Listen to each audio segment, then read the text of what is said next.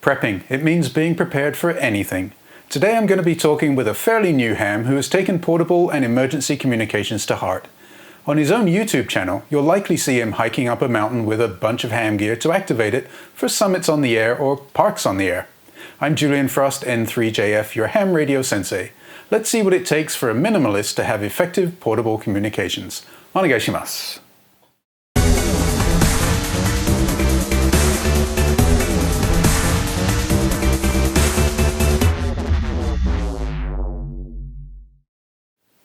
Let me introduce today's guest, Gaston Gonzalez, KT1RUN. Hi Gaston, thanks for joining us today.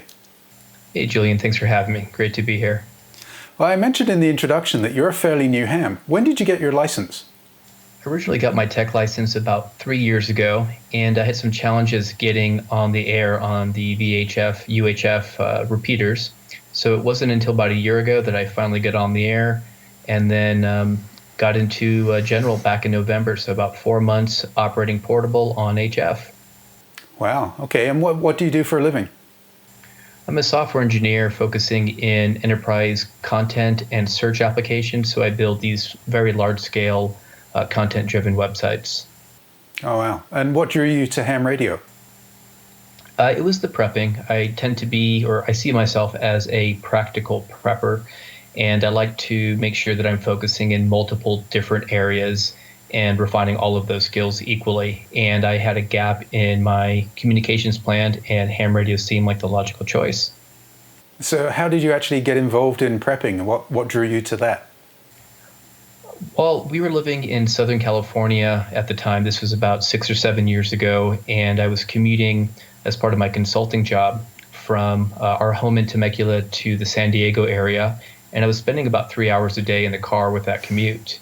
And there was a fairly significant power outage, and I actually was stranded at the office at about 5 p.m. And the gas stations were unable to pump gas due to the power being off. All the streetlights were down, and it just looked like we had gone into a Mad Max kind of world. And I realized that I didn't have any cash on my person, didn't have enough fuel to get home, didn't have an adequate way to get in communication with my wife. So at that point, I wanted to figure out how to rectify that situation.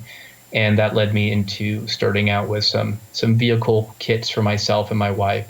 And from that point on, I've just been slowly evolving the preps to take me from that 1 day scenario to 3 days, to 3 weeks, to 3 months, etc. Wow, very cool. And you have your own YouTube channel. So what kind of things do you get up to on that? So it's called TheTechPrepper, and I try to be a practical prepper that's accessible to everybody. And the topics just talk about how to deal with that same type of situation, whether you find yourself stranded and need a bag to get yourself home, go into food preps, water preps, how to include your pets and animals in your preparation. We even do some battery builds, some solar projects, and then very recently on the channel, the focus has really been around emergency communications. So every time I find myself interested in a new aspect of amateur radio, it becomes a video for the channel. And right now I would say that my viewers are mostly ham radio operators, especially those that are interested in field operations. Would you say you're more interested in the technical side or the survivalist side of prepping? I would say the practical side. And whenever the practical side requires technology, I'll certainly explore it. So it's in the case of, let's say, APRS, that is very much a digital mode that provides tactical communications.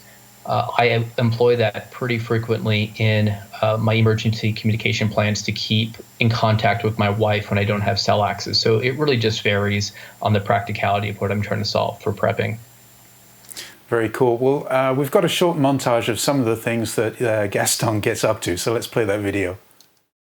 I basically now can program this radio in about 30 seconds, whereas before it took me a good 5 or 6 minutes, assuming I had everything booted up.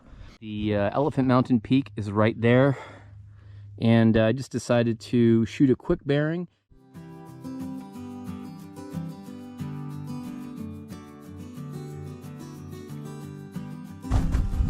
You know what? This might work.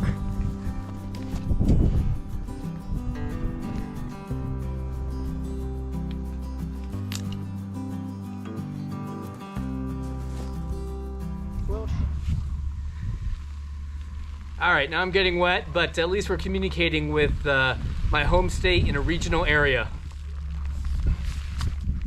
Oh, man.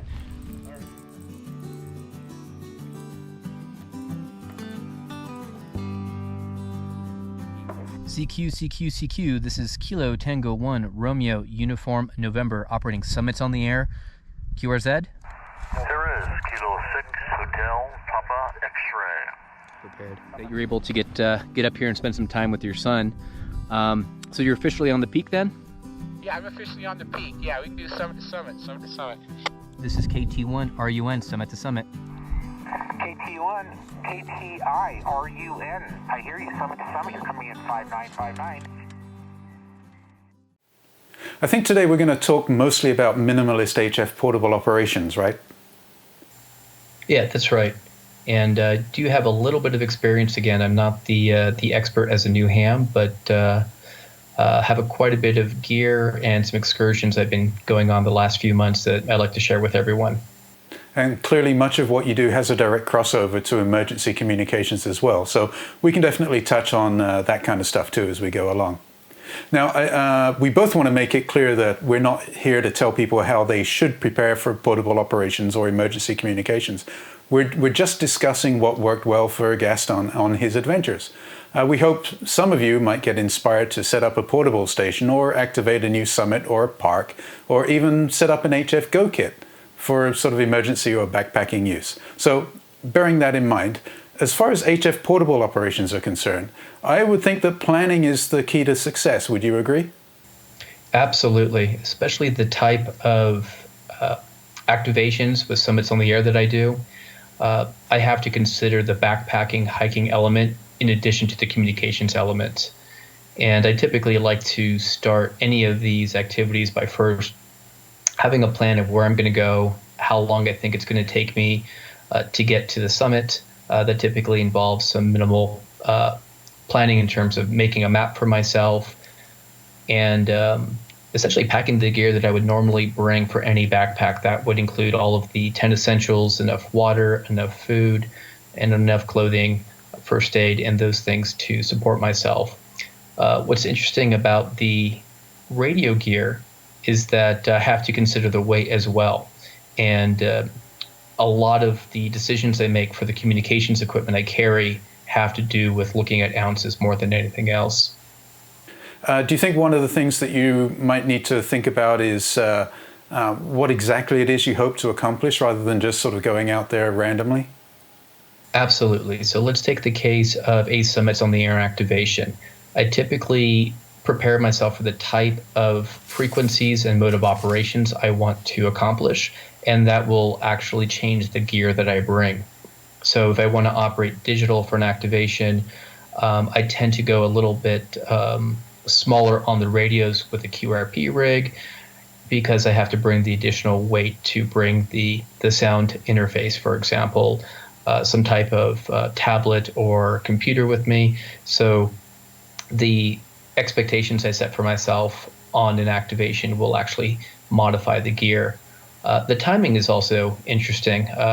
We just had a rainy season here, and I decided not to bring the HF equipment. Instead, I decided just to do a 2-meter VHF activation so that I could quickly get up the mountain, do my activation, and quickly come back down. So it really has to do a lot with the conditions that I'm going to be facing in terms of weather. Now, of course, you prepare yourself for dealing with everything, but how do you deal with failure? If you've trekked all the way up with radios and antennas and stuff and then it doesn't work, that must be pretty disappointing. So I imagine part of prepping is dealing with failure. So how do you deal with failure when nothing really seems to work? Well, failure happens on every one of the outings. As best as you try to plan for something, there's always something that comes up, at least something that you learn.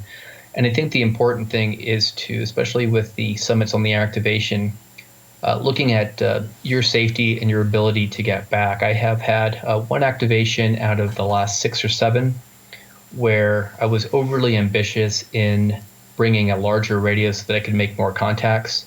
That required a larger battery. And also the terrain wasn't what I had expected. And I had to make a decision just seeing the summit maybe 20 minutes away to turn around, because I did want to give myself ample opportunity to get back down the hill safely. And while sometimes it's tough, it's just something you have to do when you're out in the wilderness. Yeah, and of course, even the best laid plans don't always work out. And I kind of set you up there because I do have a video of when things didn't go quite right with you. So let me play that, and I apologize in advance. Turns out that the terrain here is a little bit rougher than I thought. So I'm parking about a half mile farther away than I had anticipated to start hiking. And this is why I carry the multi-tool in my pouch. And it does not feel good. I can't find a place to cross. It's too steep to go back down, and there's too much cactus along this barbed wire fence. This is Kilo Tango. This is Kilo Tango. What's going on here? This is Kilo Tango 1 Romeo Uniform November. I was attempting a soda activation on Elephant Mountain. I am about a fifth of a mile, but unfortunately, it's too late for me to make it the last rock scramble. Is anybody on the air? November Juliet 7 Victor. Hey there, how you doing, Gaston? That's crazy. And I know I've seen people climbing Mount Everest and been, not personally, you'd never get me up there, but I've seen on TV people climbing Mount Everest and they get within 100 yards or 100 feet and then have to turn around and come back. So it's good to know what your limitations are, and having that sense of this is not going to happen today, we'll just make it happen again, is clearly a good thing to have when you're a prepper. Yeah, absolutely. So let's talk about equipment. I know there are certain considerations that you have to take into account when you're going out into the wild to operate HF and VHF. Can you maybe bring up some of those points? Yeah, absolutely. So my objective typically is summits on the air. I do have to pack all my provisions, so weight is an issue. And that typically leads me down the path of operating QRP or low power. So in terms of the gear that I have selected for myself, I like the Yaesu FT-818. It's a 5 to 6 watt radio, depending on which model you have. And it comes in at a couple pounds, so it's the logical choice. The nice thing about going QRP is that I also don't have to bring larger batteries. So I can get by with a 4.5 amp hour battery versus a 12 amp hour battery if I were to bring the larger FT-818 at 100 watts. And it's also easy to extend my operating time with very small solar panels. With that small battery and the 5 watt radio operating QRP, I can get by bringing a very small 20 watt solar panel. And the antennas themselves are also kind of follow that small footprint model. So I do enjoy the smaller end-fed half-wave antennas that are resonant, so I don't have to bring a tuner. So the kit that I take on a lot of these activations is fairly small in size. The second I go to a larger rig, again, they're additional weight, and those ANSYS do turn into pounds pretty quickly. Okay, and I think we've got some pictures, so maybe you can discuss what we have here. Right, so this is, on the bottom we have a 20 watt folding solar panel from PowerFilm. And it comes in at just under a pound or about a pound, so it fits nice in the backside of my pack. And then my power kit, we have the 4.5 amp hour lithium iron phosphate battery from Bioenno. And then I have a small solar charge controller so that I can safely top off the battery. And that is from a company called Buddy Pole. It's the Power Mini. And it's also nice because it does have the ability to get 5 volt USB charging out of it. So I'm also able to charge my small devices. And this kit in general doesn't weigh too much. What we're seeing now is the end-fed half-wave. It's the Pac-10 Mini end-fed half-wave. And I've cut it for 20 meters, mostly because I don't want to have to carry tuner. And I have all of the guying systems there, the guy ring, the stakes, some RG316, and some assorted connectors, because you'll never know what you need to connect to up there. And this is a new kit that I'm experimenting with. It is a small 40 meter dipole antenna. I typically deploy in a NVIS configuration, And the build for this unit ran me about $15. It doesn't weigh anything at all. And right now it happens to be one of my favorite go-to antennas when I want to activate 40 meters. And here's a shot of, I think it's Ruin Ridge out here in the New River, Arizona area. And that is a 19.5-foot mast. It's the carbon 6 carbon fiber mast. And it is so lightweight, and it actually collapses into such a small footprint. I want to say it's 18 inches, and it fits nicely in the pack. So it doesn't even feel like I'm carrying most of this gear, given those decisions I made to go ultra lightweight in terms of the comms. So this screen here, this is actually a shot of the carbon 6 carbon fiber mast with a couple of the stakes if I don't want to guide out. And then I've also included a few shots of some of my VHF gear when I want to do some packet work for digital. So there's a small Raspberry Pi, a small battery a small 2000 milliamp hour battery pack, and then for APRS work I have the Mobilink TNC2, and then the obligatory Yaesu FT-60R, which is just a tank. And I've got 2 or 3 of those radios. It's my go-to field radio just for its construction. And then here's a shot of what my station typically looks like when I'm on an activation. I have the Yaesu FT-818, that's the 5-watt HF. Actually, it's an all-band, all-mode radio with the 4.5 amp hour battery. And then I do tend to carry, even though it's a little bit of weight, a small aluminum table just to make it comfortable to operate in the field. And then my preferred method for logging is good old pencil and paper. All right, very cool. So you spoke a little bit about it earlier, but how do you go about choosing a radio for portable operations? What are the kind of things that you look for? So there are really 2 options. It depends if I want to go low power QRP or high power QRO. And I'm looking for something that is more rugged and is simple to use in the field. While it'd be nice to have a radio that has a waterfall and these other digital features, I tend to favor radios that are tried and true and older. So all of my radios have been on the Yaesu product offering going back at least 15 years. And I am a Yaesu fanboy. It's just what I started out with. So my handheld is the FT-60R, and it's just rugged and simple. The QRP radio is the Yaesu FT-818, rugged, simple. And then the QRO rig, the 100-watt radio, is the Yaesu FT-891, again, for those same reasons. I want consistency of brand and menus. And this is an example of the QRO setup if I want to go digital, and have the Signalink USB on top, so I can actually do PSK 31, FT8, and very recently WinLink HF. And yeah, this is actually all I need to be able to basically talk to anybody in the world in an emergency and run it fully off grid on battery and solar power. And this was another activation I did with Charlie from Red Summit RF. We were out, can't remember which peak it was, but I decided to go QRO high power. And when I make the decision to go from QRP 5 watts to a 100-watt rig like this, I have to bring the larger battery. That's a 12 amp hour battery.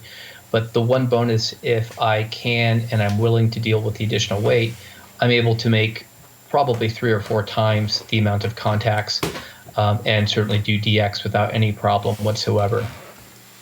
So yeah, I think the battery you had there was probably this one, the Bioenno 1212 Alpha, I think? I don't remember the model number, but yes, it's the 12 amp hour version, and it is quite heavy. It's not lead acid heavy, but it is heavy compared to the 4.5 amp hour, which is about a third of the size that I typically carry with me. So we've talked a little bit about your radios. We've talked a little bit about powering those radios and also replenishing the power on those radios through a solar cell or solar pack. In your videos, you frequently use simple homebrew wire antennas, and I know that you recently started playing with NVIS antennas. Can you tell me a little bit about what an NVIS is and why you would choose it? Sure. So NVIS stands for Near Vertical Incident Skywave, and it was actually a concept in ham radio that I had a hard time understanding. And this was the first area where I took a good look at my location and my emergency communications plan. We live in an area where we have lots of mountains surrounding us, and it's very difficult for me to get into my VHF, UHF repeaters unless I'm on a hilltop. And after doing some investigation, I found that if you get on the HF frequency between 2 megahertz and 10 megahertz, that's roughly the 80 meter through 40 meter portion of the bands, that if you deploy your antenna not at the typical half wavelength, but much lower, down to about a 10th wavelength, the radiation pattern changes and you end up with more vertical takeoff angles. And that allows the signal to come back down from the ionosphere and come straight back down, providing local and regional communication. So if I were to deploy a typical dipole at the suggested half wavelength, what ends up happening is I'm able to make contacts anywhere from 3 or 4 states away, and I miss that whole local area. The other benefit of NVIS is that it doesn't matter if there are obstructions like buildings in urban areas, or in my case, hills. I kind of blanket my Arizona region, Utah, California, New Mexico, and lately it has been my go-to for emergency communications, because if I really do need to communicate with someone, it would be nice to have someone that is within the same near geographic region as myself. So really all NVIS is a way of deploying a dipole at a much lower wavelength. In my case, I deploy it fairly low, usually only about 6 feet off the ground on 40 meters. And I have excellent success even getting into things like WinLink every morning on low power rigs like my QRP rig and even my QRO rig running no more than 25 watts. Oh, that's really impressive. And I know you sent me a video of you up on a mountaintop using the equipment that you've spoken about, the Yaesu FT-818, the 4.5 amp Bioenno battery, some really skinny RG316 coax, and a really low to the ground NVIS antenna. And I think most experts would say that it won't work, but you found it pretty successful, right? I did. In fact, I received quite a few emails from hams and telling me that this would not work, and that little Cobra head connector for about $3 and another $10 of wire has been able to get me on the air. In fact, I did a activation in the Flagstaff, Arizona area with that little dipole in the NVIS configuration. And it's what I use every day at home to check into WinLink at about 8 a.m. local time. So I'm happy with it, even if it goes against the grain of what the theory suggests. Okay, well, let's take a look at that actually in action. I'm the Tech Prepper. I'm out here on a summit doing an activation, and I'm out here in the Flagstaff area on Sunset Ridge, and I want to show you how small of a station you can actually get by. And I'm a prepper, and I have made at least a dozen contacts today on single sideband voice on 40 meters with a very inexpensive build, very inexpensive radio, and a suboptimal antenna deployment. So I have here the older Yaesu FT-818. This thing is a 5-watt radio. Mine actually is 6 watts. A small 4.5 amp hour Bioenno battery. I have some RG316 cable, and this is breaks all of the conventions in amateur radio, but I have a NVIS deployment that is using a Cobra head or copper head. I forgot what you call these, but it's basically a BNC connector to banana plugs, and I've got the feed line going straight into it, and then 33 feet of silicone wire going into a tree. And this is much lower than what all of the theory suggests. So if you're talking about the absolute minimum gear, this will actually get you on the air. May not be great in emergency, but it's working great out here on the summit. So I just want to share with you that tidbit. Don't get discouraged by not having a whole lot of equipment. You can do a lot with very little. I'm the Tech Prepper. Be strong, be safe, and be prepared. You know, I think that's pretty cool. You just go out there and you use what you have and you make it work. I mean, that's great. It's what it's all about, right? Exactly. And actually, that's when I think about emergency communications and things like winter field day, when you actually do have an emergency you're faced with, sometimes that's the only thing you're going to have at your disposal. Maybe a pocket knife, some wire, and that connector. And I've demonstrated in regular use that it works. We don't always have the luxury to set up a 30-foot mast and have all of this gear with us. So I find comfort in knowing that sometimes the simplest antennas will actually be the thing that probably will come in handy during a real emergency. Yeah, I agree. And I'm going to set you up for another thing here, but what are your thoughts on equipment familiarity and testing everything before you head out? And the reason I ask is, in one of your videos, you talk about not being able to program your handheld radio when needed during an actual emergency net. So what happened then? And it was quite a complicated procedure to get it all sorted out, wasn't it? Right. So I attend a weekly net on Mondays in the Phoenix area. And the challenge was to program your radio and receive instructions after the net control operator had you program a new repeater. And it was a timed exercise whereby we had 10 minutes to do that. And I was not equipped to manually program my handheld or my HT, and had to go down the route of getting out programming cables, getting the software up and running, and I missed that whole window to get into that first repeater. So my lesson as a prepper and to train was, one, to make myself a note card for an emergency on how to program a repeater into my radio, and number two, how to get enough practice with it so I don't even need to have that cheat sheet with me. And it turned out to be a very simple process, and the big thing about prepping is learning from your mistakes and training, and you'll be ready for it the next time.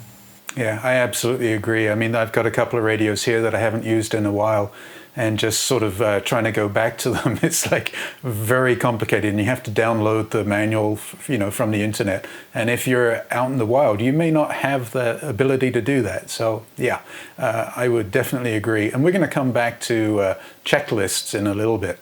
So anyway, now you have your radio, you have an antenna, you have some way to power everything. What about the actual location of your station? Do you look towards anything in particular? Usually I try to get to, my objectives are to get to a summit, and I don't know if I necessarily pick a good spot. Here in the Sonoran Desert, we don't have trees. And that's why I have to bring all the gear that I need to set up the antenna. And I do carry that carbon fiber mast. So I haven't really been challenged in terms of location because I'm always operating from a hilltop. And I always have a mast and a guide system, so I'm not reliant on any type of terrain features to deploy my gear. So I would say just the SOTA experience and the way that I kind of trained, I can deploy the system anywhere. And even if I'm not on a hilltop, going back to the NVIS deployments, I know that works in valleys and when there's obstructions. So I always have the ability to deploy the antenna in the NVIS configuration if I'm not on a hilltop. I remember once I went to shoot a video in a park and I set everything up only to find I'd forgotten that one vital part that meant I couldn't actually get on the air. I'd essentially wasted the day, and who knows what gear I accidentally left there. Tell me your thoughts on checklists. Yeah, so first, I'm a big fan of checklists. I actually carry with me 3x5 laminated index cards. I use them as part of my packing so that I don't forget any items, and these are checklists that evolve over time. Anytime I find myself out on a hike and I think of something I may need or something that is about to fail on me, it's an opportunity for me to write that down, get home, add it to the checklist, and when I'm packing the next time, since they're laminated, I just go through and use a dry erase marker to make sure that I have everything covered. So basically, keep a checklist, keep it up to date, and make sure you use it as part of your packing. Are all items that are all things that have worked well for me in the last few months doing all my SOTA activations. Yep, can't agree more. Okay, so let's summarize. We've talked about wise equipment choices. We've talked about simple is often the best, simple wire antennas. Not setting your goals too high, and test fully, make sure everything works, and of course being familiar with the gear that you're using so that you're not stuck in a situation where you have to try and download some massive manual from the wilds of the internet. Also some contingency plans and being prepared for different situations. Yeah, that sounds about right. I would add one other thing is field day doesn't have to happen twice a year, winter field day and the ARRL field day. I find it best to reinforce your skill set as often as you can and have as much practice in order to keep those skills up to date. And that's why right now my new plan is to check into WinLink every morning, and when the event comes where I need to send that emergency email, it has already been habit. So that's one thing I would do, is just practice, practice, practice. Absolutely. And I would say that when you go out on a SOTA or a POTA expedition, make sure your day trip doesn't become your own emergency situation, right? Absolutely. All right, Gaston, I want to thank you so much for doing this collaboration video with me. Remind us again how people can find your YouTube channel. It's the TechPrepper, all one word. And yeah, hope you guys will come check me out, and look forward to seeing you guys on the channel. Excellent. Thanks again. Hey, if you enjoyed this video, please consider subscribing to our YouTube channel and following us on Facebook, Twitter, and Instagram. For Ham Radio Outlet, I'm Julian Frost. Arigatou gozaimashita. So I would say what has served me well. Okay, hold on, Julian. I'm out of power here on this light. 1 second. Sure, no problem. Come on.